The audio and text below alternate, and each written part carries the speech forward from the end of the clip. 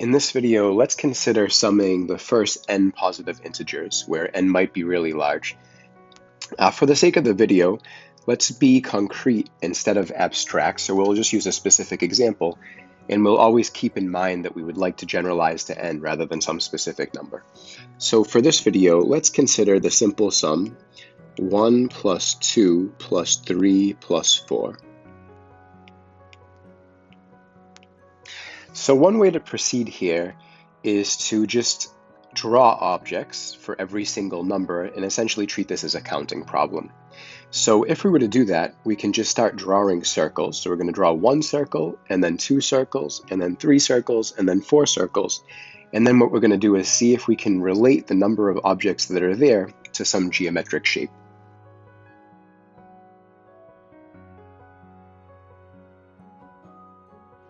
So if we draw the objects like this, we can start to see a pattern, right? This almost looks like half of a square.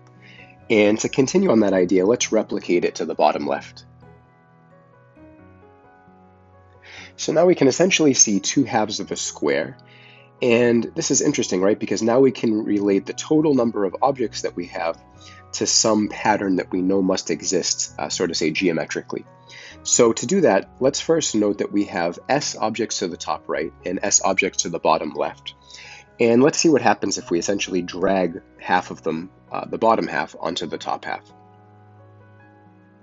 We can essentially see that we have a square, right? However, we're double counting, right? Because the diagonal is counted twice. So now we have a square with n squared objects, but we have extras along the diagonal. How many? Exactly n. Right, so we have 4 squared circles in the square, 4 times 4, plus the extra 4 along the diagonal. So let's actually write this out. So we said that the total number of objects was S plus S, right, because we had S objects on the top right and S objects on the bottom left. And we know that this is equal to 4 squared, which is the number of circles in the square, plus the extras along the diagonal. So what does this give us? This gives us that 2s is equal to 20, or s is equal to 10, which is exactly the correct answer, right? If we look at 1 plus 2 plus 3 plus 4, and we actually do that computation, we'll get 10. So why is this interesting in general?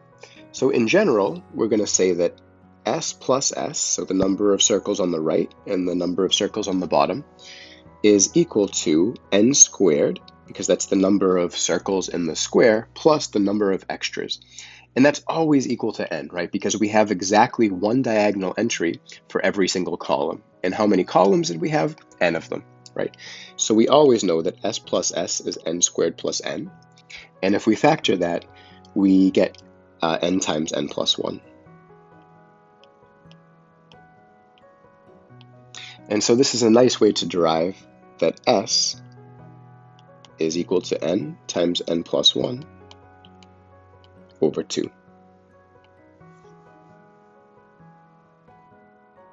I hope you liked this video.